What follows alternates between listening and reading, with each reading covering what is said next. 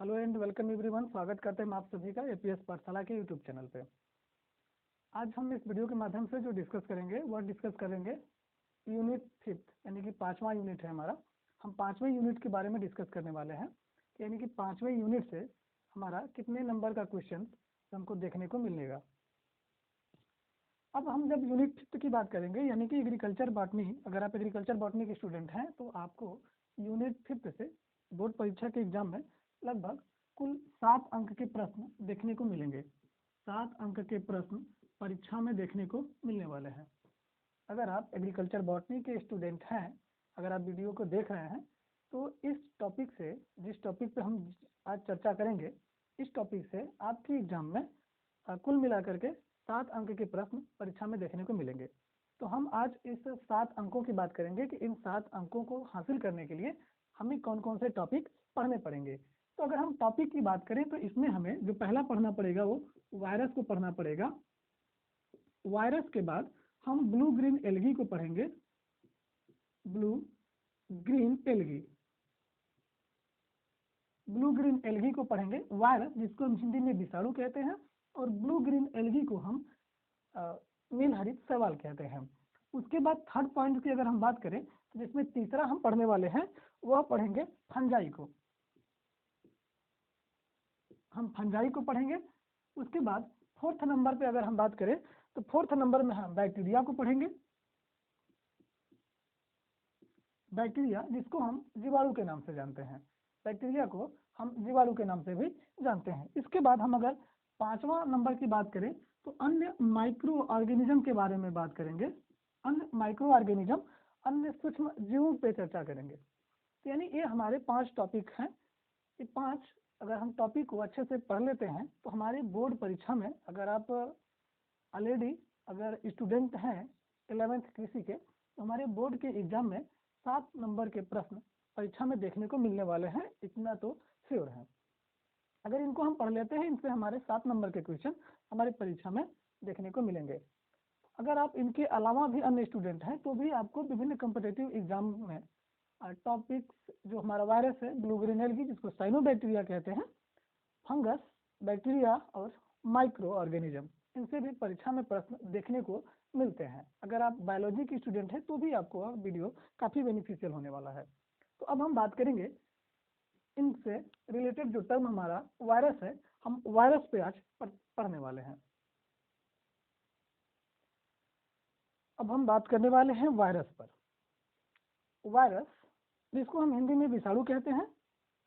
अब वायरस की अगर हम बात करें तो वायरस जो हमारा है वह लैटिन का वर्ड है। वायरस हमारा लैटिन का वर्ड होता है और लैटिन वर्ड के का जो मतलब होता है, लैटिन वर्ड का, यानी जो वायरस हमारा है, वायरस लैटिन वर्ड है और इस लैटिन वर्ड का जो अर्थ होता है, जो मीनिंग होता है वह पॉइजन होता है। पॉइजन को हम हिंदी में विष कहते हैं और या फिर इसको हम वेनम के नाम से भी जानते हैं। अब हम वायरस की अगर डिस्कवर की बात करें, वायरस की खोज किसने किया, अगर हम वायरस के खोज की बात करते हैं तो इवानोव्स्की एक रशियन बॉटनिस्ट थे। इन्होंने वायरस की खोज की थी सन 1892 में। वायरस की खोज रशियन बॉटनिस्ट इवानोव्स्की ने 1892 ईस्वी में किया था। उसके बाद हम वायरस के अध्ययन को वायरोलॉजी कहते हैं। वायरस के अध्ययन को हम वायरोलॉजी कहते हैं और वायरोलॉजी के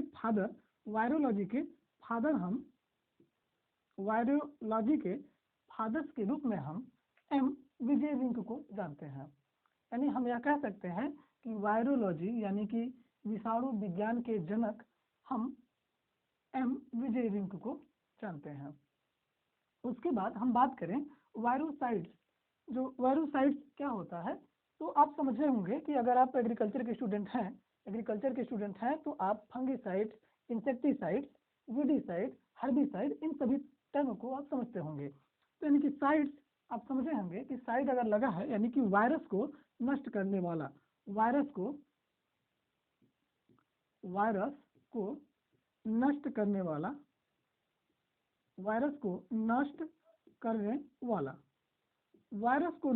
वाला हमारा वायरोसाइट्स कहलाता है।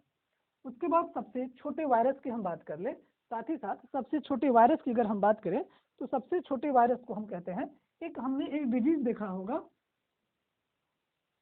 Foot and mouth disease, foot and mouth disease, जिसको हम मुंह पका और खुरपका के नाम से जानते हैं, मुंह पका और खुरपका के नाम से जानते हैं, foot and mouth disease, foot and mouth, foot and mouth disease.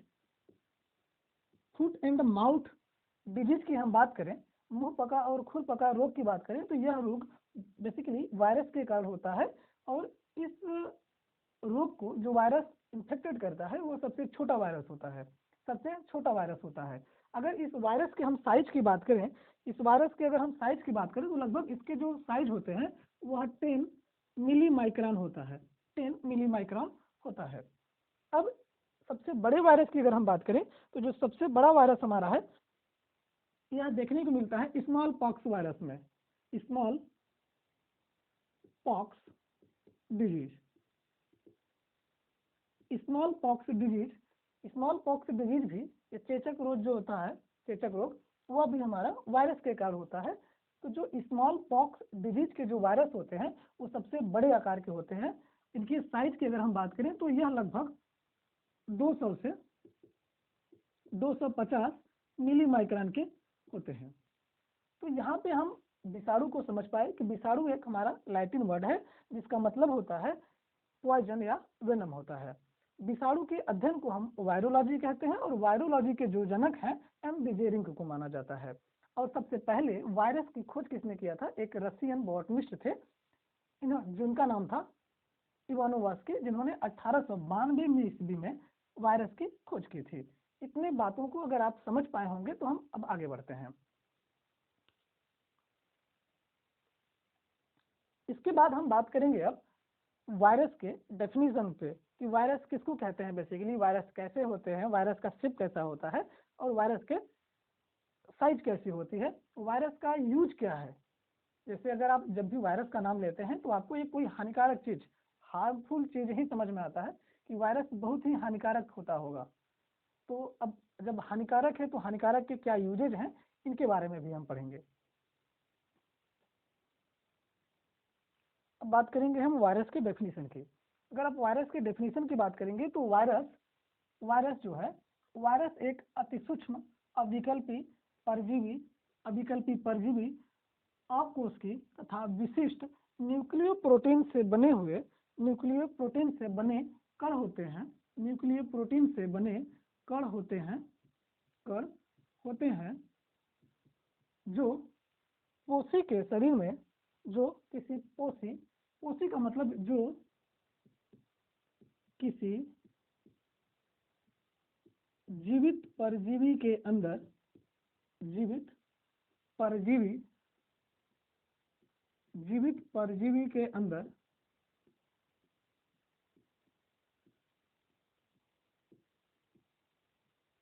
रहकर प्रजनन की क्रिया करते हैं, प्रजनन करते हैं।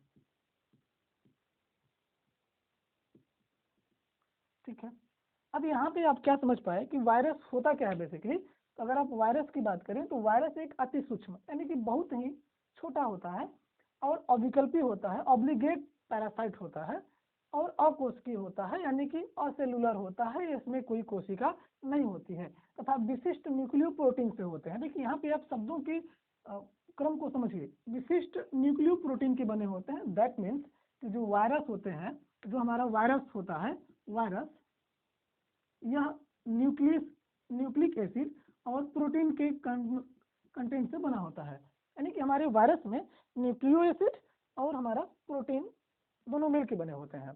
तो यही टर्म है कि न्यूक्लियो प्रोटीन से बने कण होते हैं, न्यूक्लियो प्रोटीन से बने कण होते हैं, यानी कि क्रिस्टल होते हैं, जो किसी जीवित परजीवी के अंदर, यानी कि कोई एक होस्ट होता है और वह होस्ट हमारा लिविंग होना चाहिए, जीवित होना चाहिए, अंदर रह करके प्रजनन की क्रिया करते हैं, प्रजनन की क्रिया करके यानी अपने आनुवांशिक चीजों को आगे बढ़ाने का प्रयत्न करते रहते हैं।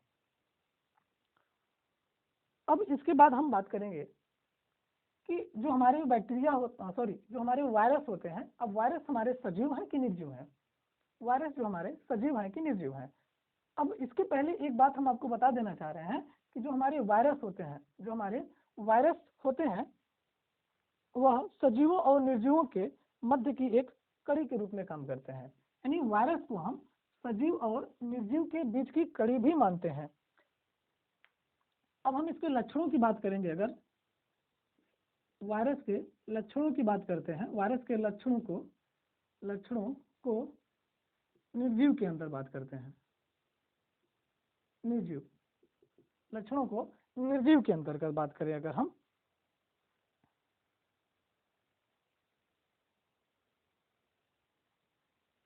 इसको इस तरह से आप अगर लिख लें कि वायरस में सजीवों के लक्षण, सजीवों के लक्षण,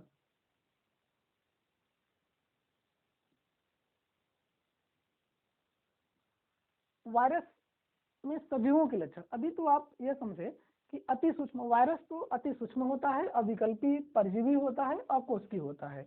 जब यहाँ पे आप सजीव की बात किए, दैट मीन्स कि वायरस में अकोशिकीय जब यहाँ पे है तो यानी सजीव में तो हमारी कोशिका होती है।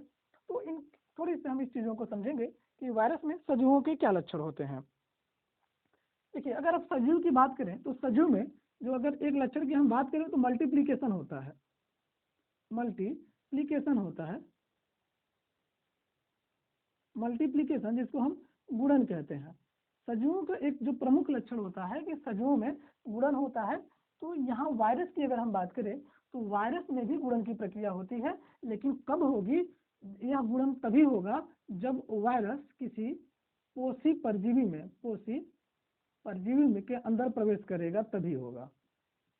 पोषी परजीवी के अंदर जब यह प्रवेश करेगा वायरस, तभी यह हमारा मल्टीप्लिकेशन का काम करेगा। अगर यह किसी जीवित परजीवी के अंदर नहीं है, किसी जीवित परजीवी के अंदर नहीं है, तो यह निर्जीव का ही व्यवहार करता रहता है, निर्जीव की तरह ही रहता है।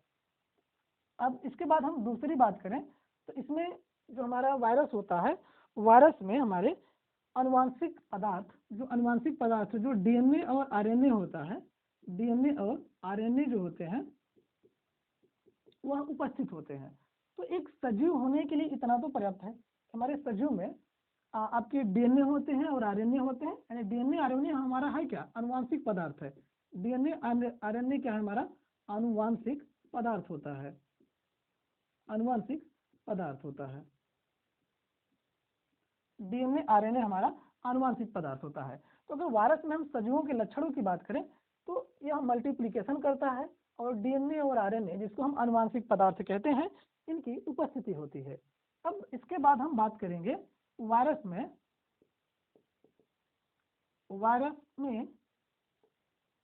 निर्जीवों के लक्षण, निर्जीवों के लक्षण। अब वायरस में अगर आप निर्जीवों के लक्षण की बात करते हैं कि वायरस में निर्जीव किस आधार पे हम इनको निर्जीव कहते हैं, तो देखिए अगर इनमें पहली अगर हम बात करें तो जो वायरस में होता है तो वायरस में जीव द्रव्य का अभाव होता है। जीव द्रव्य जिसको हम प्रोटोप्लाज्म कहते हैं, जिसको हम प्रोटोप्लाज्म कहते हैं, जिसे हम फिजिकल बेसिस ऑफ लाइफ के नाम से भी जानते हैं। जीवन के भौतिक आधार की बात करें तो हम प्रोटोप्लाज्म को ही कहते हैं और इसका अभाव होता है। जीव द्रव्य का अभाव होता है और कोशिकांगों का, सेल ऑर्गन्स का अभाव होता है। तो अब इस आधार पे तो हम कह सकते हैं कि जो हमारा वायरस है वह निर्जीव होता है। इसके बाद हम बात करें कि जो अनेक जैविक क्रियाएं होती रहती हैं हमारे शरीर के अंदर, किसी सजीव के अंदर जो भी क्रियाएं होती रहती हैं, जैविक क्रियाएं, जैसे कि श्वसन, उत्सर्जन, श्वसन और उत्सर्जन, इन सभी क्रियाओं का अभाव होता है। अब दैट मीन्स कि आप क्लियर हो गया होगा कि जब श्वसन की क्रिया नहीं हो रही, उत्सर्जन की क्रिया नहीं हो रही है, तो मेरे भाई कि जीव तो है नहीं, मतलब जीव हमारा तो निर्जीव है। ठीक है, ये क्रियाएं जब संभव है तभी तो वह सजीव की श्रेणी में आएगा। लेकिन यहाँ पे ये क्रियाएं यह बताती हैं, इनकी अनुपस्थिति यह बताता है कि यह वास्तव में सजीव नहीं है या सजीव के लक्षण नहीं है। इसके बाद अगर हम बात करें तो वायरस जो हमारा होता है, वायरस के हमारे क्रिस्टल पाए जाते हैं, क्रिस्टल के रूप में पाए जाते हैं। क्रिस्टल फॉर्म में होता है, यानी कि क्रिस्टल पाए जाते हैं इसके। तो अब जब समझो कि अगर किसी सजीव का तो कण बनेगा नहीं, किसी सजीव के कण तो होंगे नहीं, यानी ये क्रिस्टल रूप में है, या दैट मीन्स कि यह निर्जीव का लक्षण प्रदर्शित करता है। उसके बाद अगर हम बात करें तो अगर कोई सजीव है तो वह हमेशा रेप्लिकेशन करेगा, हमेशा मल्टीप्लिकेशन करेगा, लेकिन यह जब किसी सजीव कोशी के अंदर प्रवेश करता है तभी इनमें मल्टीप्लिकेशन की क्रिया यानी कि गुणन की प्रक्रिया होती है, नहीं तो इसमें मल्टीप्लिकेशन की प्रक्रिया नहीं होती है। अब इसके बाद अगर इन दोनों को अगर आप समझ पाए, सजीव के लक्षण और निर्जीव के लक्षण, तो इनसे निष्कर्ष यह निकलता है, अगर निष्कर्ष की बात करें तो इससे निष्कर्ष यह निकलता है कि वायरस को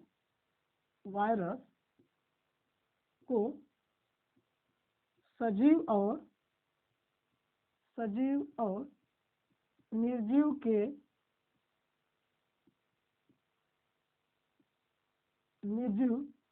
के बीच की कड़ी मानी जाती है, बीच की कड़ी मानी जाती है। वायरस को सजीव और निर्जीव के बीच की कड़ी के रूप में हम मानते हैं कि वायरस हमारा सजीव भी है और वायरस हमारा निर्जीव भी है। ठीक, अब इसके बाद अगर हम बात करें तो हम वायरस के स्ट्रक्चर की बात करेंगे।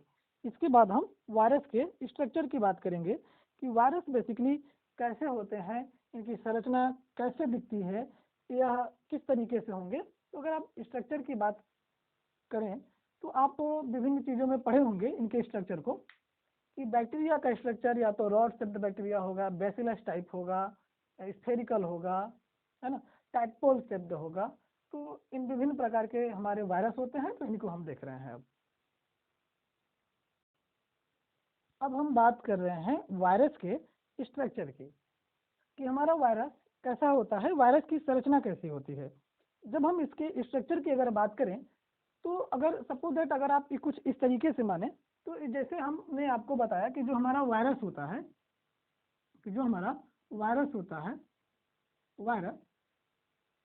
वायरस हमारे न्यूक्लियो प्रोटीन के बने होते हैं। तो इनकी अगर संरचना की हम बात करें, इनके अगर हम स्ट्रक्चर की बात करें, तो जो हमारा वायरस होता है वह वायरस हमारा न्यूक्लियो प्रोटीन के बने होते हैं। अब आप यह भी समझिए कि वायरस को हमने ऑलरेडी बताया कि वायरस एक कण के रूप में भी होते हैं, वायरस एक कण के रूप में होते हैं, एक क्रिस्टल के रूप में होते हैं। वायरस एक क्रिस्टल के रूप में होते हैं, क्रिस्टल फॉर्म में होते हैं। तो वायरस के क्रिस्टल यानी कि वायरस के कण को हम वायरियन कहते हैं, वायरस के कण को हम वायरियन कहते हैं, वायरस के कण को हम वायरियन कहते हैं।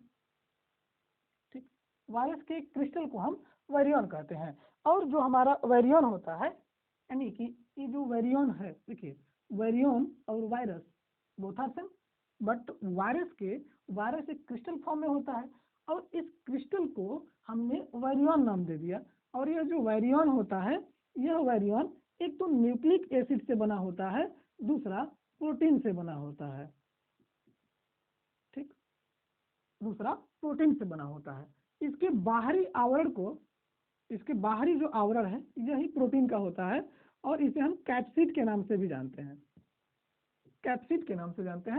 और इस वायरियन जो हमारा है न्यूक्लिक एसिड, तो यहाँ पे न्यूक्लिक एसिड है और प्रोटीन के कंपोनेंट से बना होता है। हमारा एक वायरस न्यूक्लिक एसिड और प्रोटीन के कंटेंट से बना होता है।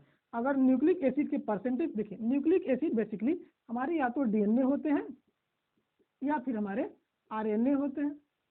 ठीक, तो इनका जो हम भाग होता है यह 4% होता है, और प्रोटीन का भाग जो होता है वह 96% होता है। प्रोटीन हमेशा वायरस का या वायरियन का आवरण बनाता है। ठीक है, इसके बाद अगर हम बात करें इसके शेप की अगर बात करें, वायरियन के या फिर वायरस के अगर हम शेप की बात करें तो इनका जो शेप होता है लगभग, इनके आकार की अगर बात करें हम वायरियन के यानी कणों की, तो लगभग यह 10 माइक्रोन से लेकर के लगभग 500 मिली माइक्रोन तक देखने को मिलते हैं। अब अगर हम बात करें कि वायरस में आरएनए होता है न्यूक्लिक एसिड कि डीएनए होता है, तो यह वायरस के ऊपर डिपेंड करता है। कुछ ऐसे वायरस होते हैं जिनमें आरएनए होते हैं, कुछ ऐसे वायरस होते हैं जिनमें हमारे डीएनए होते हैं, कुछ ऐसे वायरस जिनमें हमारे आरएनए होते हैं, कुछ में डीएनए होते हैं, कुछ में दोनों ही पाए जाते हैं, थोड़ी मात्रा में दोनों ही पाए जाते हैं। अब अगर इनके हम शेप की बात करें, इनके अगर हम शेप की बात करें, शेप की अगर हम बात करते हैं तो जो हमारे वायरस होते हैं, एक तो ब्रिक शेप होता है, ब्रिक शेप वायरस देखने को मिलते हैं। ब्रिक शेप के बाद स्फेरिकल शेप होता है, स्फेरिकल शेप होता है। स्फेरिकल शेप के बाद अगर हम बात करें तो हमारा रॉड शेप्ड होता है, रॉड शेप के बाद वायरस एक हमारा टैडपोल लाइक होता है, यानी कि एक टैडपोल की तरह संरचना देखने को मिलती है। ठीक, अब बात करते हैं हम इसके, जो हमारा ब्रिक शेप है, यह स्मॉल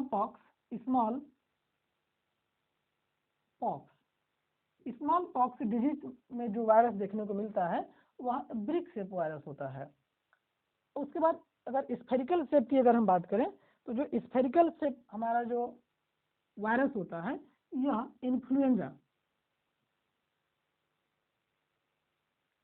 इन्फ्लुएंजा डिजीज में हमारा जो वायरस देखने को मिलता है वह स्फेरिकल शेप हमारा वायरस देखने को मिलता है। उसके बाद रॉड शेप की बात करें तो जो हमारा टोबैको मोजैक वायरस होता है, इनमें जो वायरस देखने को मिलता है उसका जो आकार होता है वह रॉड शेप वायरस होता है। उसके बाद हमारा टैडपोल लाइक है। अगर टैडपोल लाइक अगर हम वायरस की बात करें, टैडपोल लाइक वायरस, तो टैडपोल लाइक की अगर हम बात करें तो जो हमारा बैक्टीरियोफेज होता है,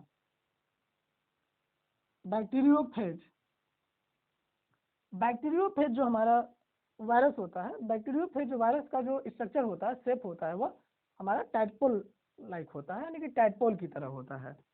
तो आप स्ट्रक्चर से जितनी भी क्वेश्चन देखिए, हम बेसिकली जो पढ़ रहे हैं वो एक प्रारंभिक अध्ययन को पढ़ रहे हैं, बहुत डीप में इसको नहीं पढ़ना, बहुत डीप से क्वेश्चन भी नहीं पूछे जाते जो भी कम्पिटिटिव एग्जाम है या फिर अन्य किसी एग्जाम की दृष्टि से।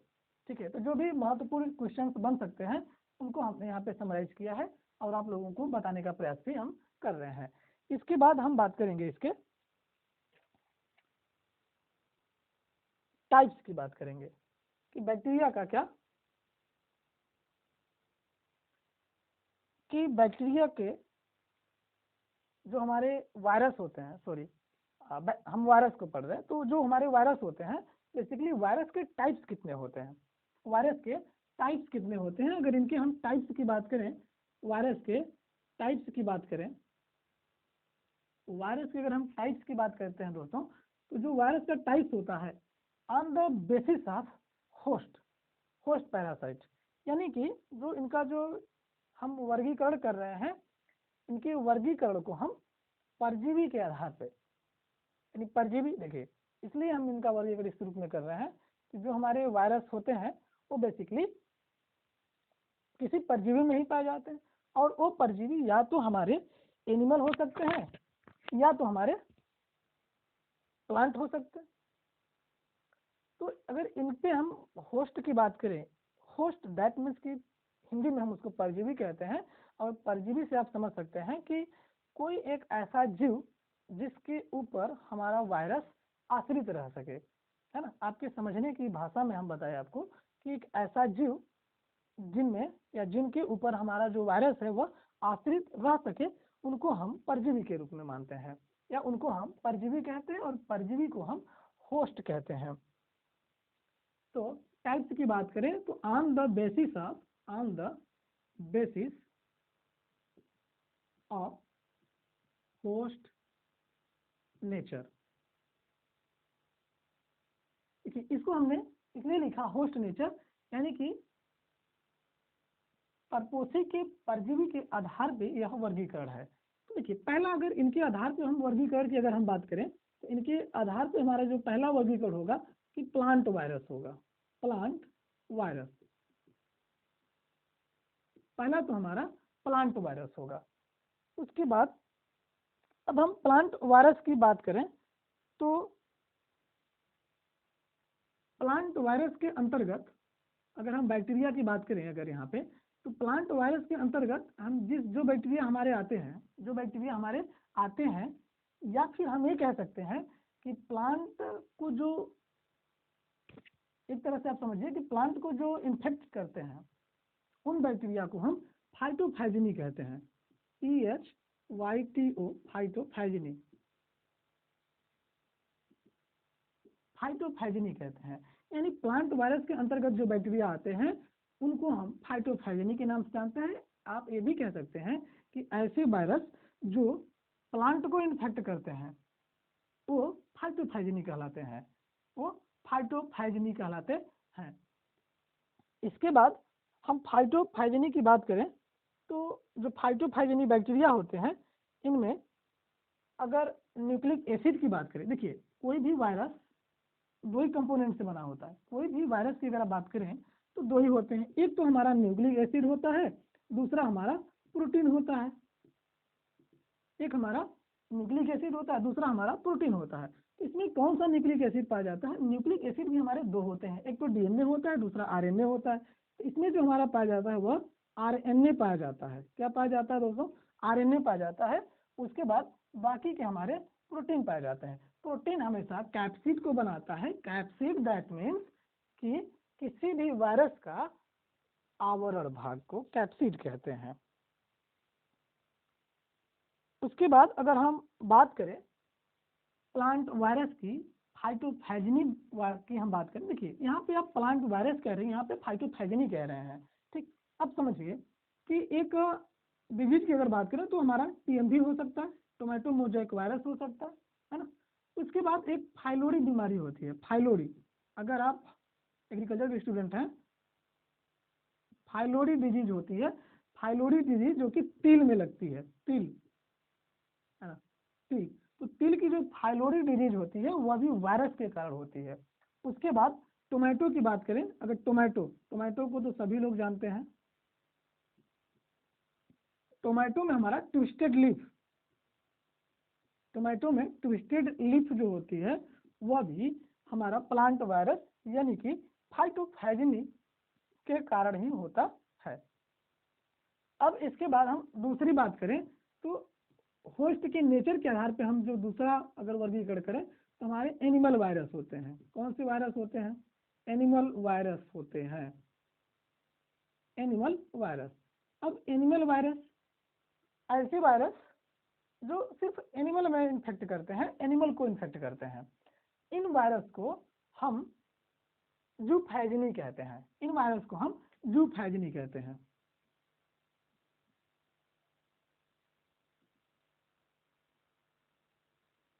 जूफैजिनी कहते हैं।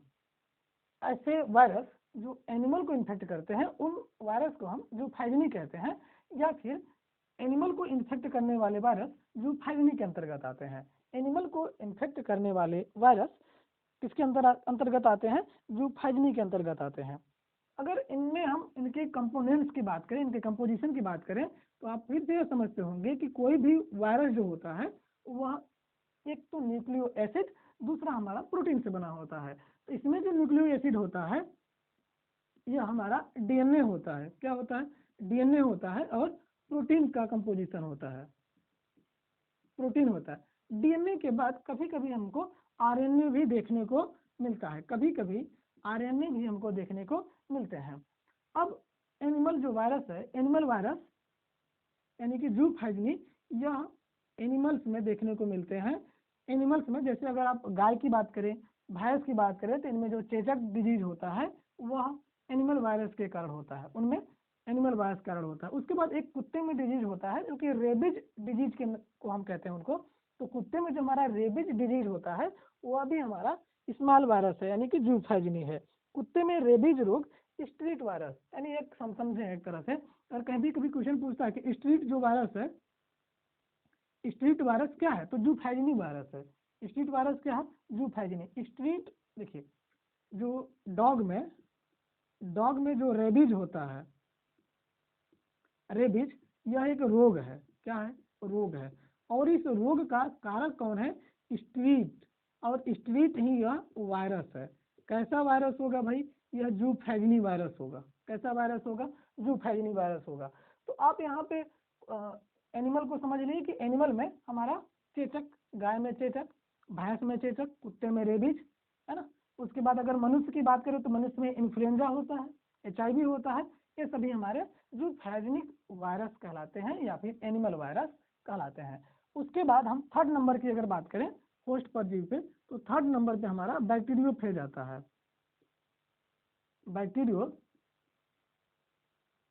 बैक्टीरियोफेज आता है। थर्ड नंबर की अगर हम बात करें तो बैक्टीरियोफेज आता है, जिसको हम जीवाणु भोजी कहते हैं, जीवाणु भोजी के नाम से जानते हैं, जीवाणु भोजी। अब बैक्टीरियोफेज की अगर हम बात करें तो जो हमारा बैक्टीरियोफेज होता है, देखिए, plant virus fully depend on the plant, animal virus fully depend on the animal. So similar जो बैक्टीरियोफेज है यह डिपेंड ऑन ओनली बैक्टीरिया,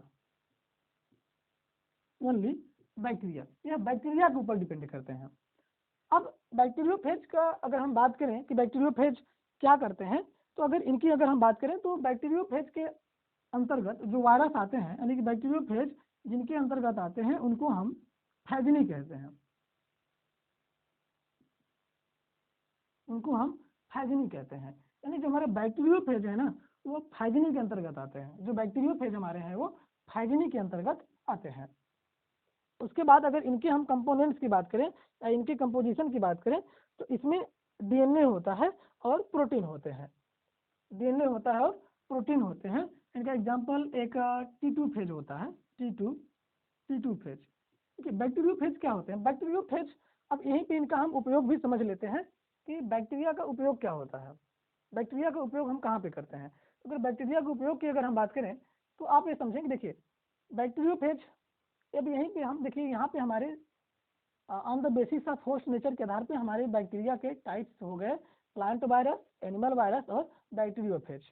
यहाँ पे अगर हम बात करें, अब इनके उपयोग की बात करें तो उपयोग में पहले तो एक आप समझें कि एक साइनोबैक्टीरिया होता है। साइनोबैक्टीरिया किसको कहते हैं, हम ब्लू ग्रीन एल्गी को हम साइनोबैक्टीरिया कहते हैं। अब साइनोबैक्टीरिया कभी कभी अनवांटेड स्थान पे उग जाता है, तो एक बैक्टीरिया होते हैं साइनोफेज बैक्टीरिया। कौन से बैक्टीरिया होते हैं, एक बैक्टीरिया होते हैं भाई जिनको हम साइनोफेज के नाम से जानते हैं।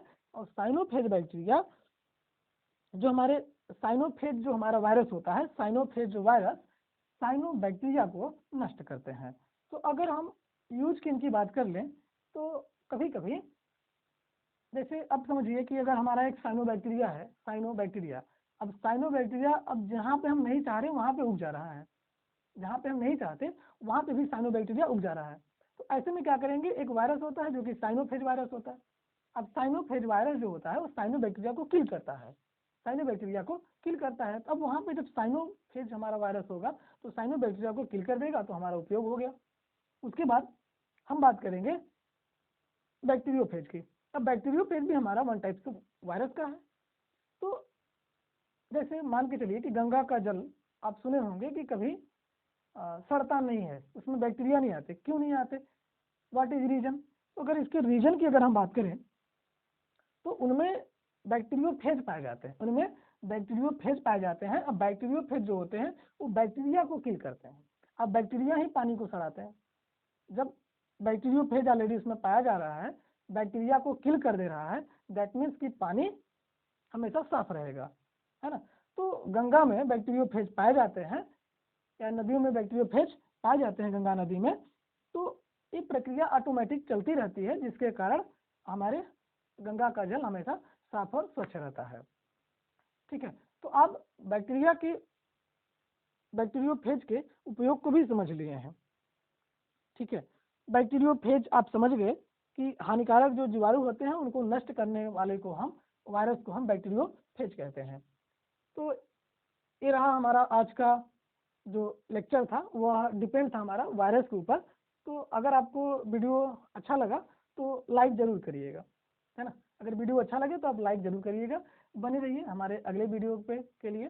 तब तक के लिए बाय बाय, टेक केयर।